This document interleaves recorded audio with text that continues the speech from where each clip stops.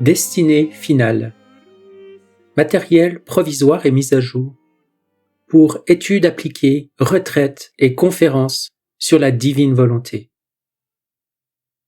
Dont John Olin Brown de l'archidiocèse de Trani, en Italie. Préambule. Ceci est une lettre adressée aux détenus d'une prison. C'est une étrange prison, car à l'intérieur de ces murs se trouvent des montagnes, des rivières et des couchers de soleil. Elle contient des oiseaux rares et des maladies rares, des petits drames et des grands drames, des mélodrames et les plus récentes cures spirituelles. La prison n'a pas de nom, mais au fil des ans, ses détenus lui en ont donné un et il est resté. Ils l'appellent la vie. Personne n'en sort pour bonne conduite, et en ce lieu tout le monde est condamné à mort. C'est pourquoi cette lettre est adressée avec beaucoup de passion et d'urgence. Vous qui la lisez, quel que soit le confort de votre environnement, vous êtes des habitants de cette prison, tout comme moi.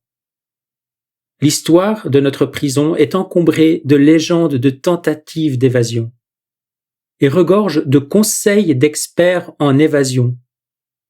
Mais la vie en prison n'a pratiquement pas changé depuis plusieurs milliers d'années, ce qui signifie que la plupart des prisonniers ne savent pas qu'ils sont en prison. Maintenant, cependant, une incroyable opportunité s'est présentée, une opportunité historiquement ordonnée, une opportunité inscrite dans le code ADN de notre univers. Une fissure dans la porte de la prison s'est ouverte et a permis à un rayon de soleil de briller à travers. Considérez cet écrit comme un rapport au sujet de cette lumière du soleil. Celle-ci émane du Créateur de l'univers. Nous pouvons la suivre jusqu'à sa source et lorsque nous le faisons, nous découvrons notre propre source. Lorsque nous le faisons, au lieu de prier Dieu, d'obéir à Dieu, de le craindre ou de le rejeter, nous devenons ce que Dieu a toujours voulu que nous soyons. En vertu de quelle autorité puis-je faire une déclaration aussi extraordinaire? À partir de sources certaines qui ne sont pas de moi. En fait, pas une seule des vérités que je m'apprête à révéler ne provient de moi personnellement. Je ne suis qu'un rapporteur, et ma source d'information est un don destiné à l'homme d'aujourd'hui, le don de la divine volonté. Ma référence principale, ce sont 36 volumes écrits en dialecte italien qui contiennent l'essentiel de la sagesse du don de la divine volonté, les écrits de Luisa Piccarreta. Il y a 2000 ans, Jésus a révélé des vérités dont la profondeur ne s'est révélée qu'à notre époque. J'ai eu le privilège inhabituel de connaître et de travailler avec ces écrits. En termes humains, mon autorité provient d'une lignée de géants, des saints et des sommités qui, pendant des millénaires, ont vécu, révélé et transmis les enseignements de la foi catholique, confrontés parfois à de graves dangers, mais toujours avec la certitude qu'un moment viendrait où cette connaissance sortirait de son domaine réservé et suspendu pour être disponible à tous sur terre. Un moment où les portes de la prison s'ouvriraient et où une longue histoire de douleur, de souffrance et de mort peu glorieuse prendrait fin. Un moment où les gens deviendraient la totalité de ce qu'ils peuvent être.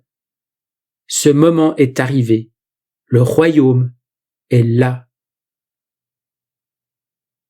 Introduction. Le rocher et la montagne. Un rocher est une partie détachée de la montagne. Il a la même nature que la montagne, mais lorsqu'on l'en retire, il ne s'appelle plus montagne, il s'appelle rocher. Pas un atome de sa substance n'a changé, et pourtant en se détachant de la montagne, il est devenu autre chose.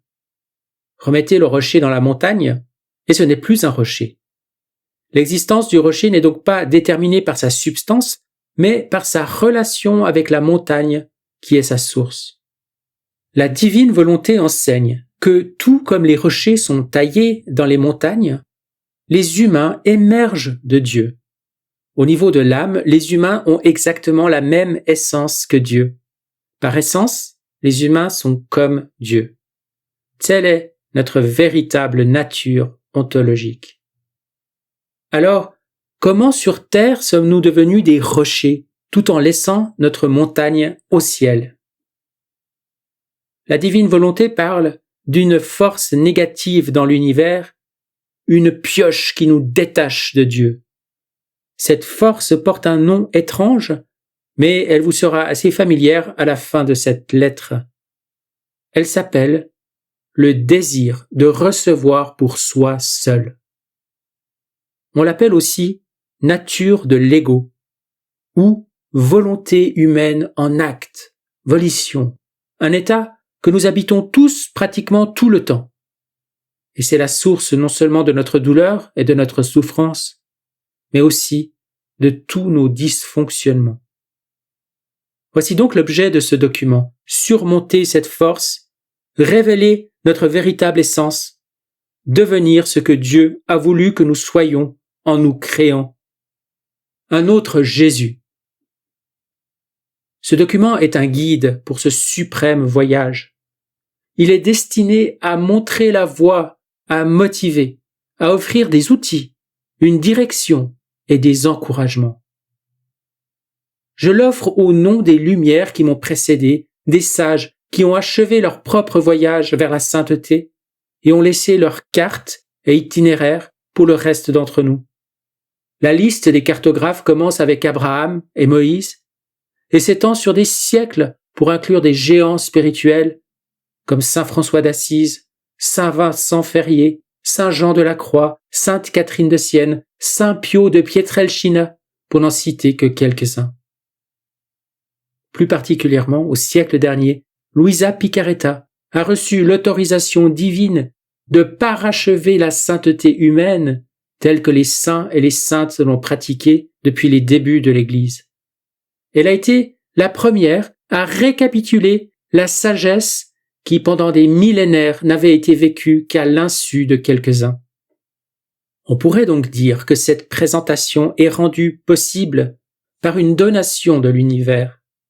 Grâce à cette décision divine et à cette fenêtre ouverte dans le cosmos à notre époque, la sagesse du don de Dieu peut maintenant être mise à la disposition de chacun, homme, femme et enfant. Une remarque avant d'aller plus loin. Le mot « don de Dieu » n'est pas un terme idéal. Aucun mot n'a jamais porté un tel fardeau d'interprétation et de mauvaise interprétation. Pour cette raison, nous choisissons de suivre l'analogie que Jésus a donnée à Luisa. Que cela soit est une expression plus juste, car le Créateur que nous connaissons est le premier moteur éternel de partage et d'accomplissement. C'est la lumière du Créateur que nous expérimentons quand la joie nous envahit ou lorsque la beauté illumine soudainement nos vies. Cela dit, puisque le mot est largement compris comme représentant un être divin d'une perfection totale et d'un potentiel ultime, nous l'utiliserons ici dans ce sens, tout en comprenant que ce don a été donné à l'Église catholique romaine pour nous informer de ce que sont les possibilités de divinisation humaine à tout moment de l'histoire et à partir desquelles toutes les autres croyances religieuses reçoivent grâce, bénédiction, connaissance et salut. Voici une histoire tirée du récit de la création des Navarros. Un jour, un groupe d'âmes est arrivé dans ce monde, en descendant une longue échelle. Arrivées au dernier échelon, elles ont soupiré, sont tombées dans le monde et sont devenues des créatures. Elles soupirèrent, sachant que leur naissance dans ce monde signifiait la séparation d'avec Dieu. Alors que leur jour sur terre se poursuivait, il leur arrivait de sauter pour attraper le dernier échelon de l'échelle, dans une vaine tentative de remonter au ciel. Certaines sautaient quelquefois, puis renonçaient, et s'installaient dans l'existence humaine. D'autres sautaient des centaines, voire des milliers de fois, mais elles aussi ne parvenaient pas à atteindre l'échelle. Une personne, cependant, a été différente. Elle a commencé à sauter, a continué à sauter, puis, contrairement aux autres, n'a jamais cessé de sauter. Finalement, Dieu l'a ramassée et ramenée au ciel. On ne le dirait peut-être pas, mais ce document est une grande enseigne lumineuse. Son message est « Continuez à sauter ». La tâche est incessante. Continuez à sauter. Les soucis de la vie peuvent sembler insurmontables. Continuez à sauter. Nous pouvons même oublier ce que nous essayons d'atteindre. Continuez à sauter. Et si nous avons une question, ce n'est pas pour demander pourquoi ou quand ou qui ou quoi. La seule question est: suis-je tout ce que je peux être dans la pleine lumière du soleil de midi?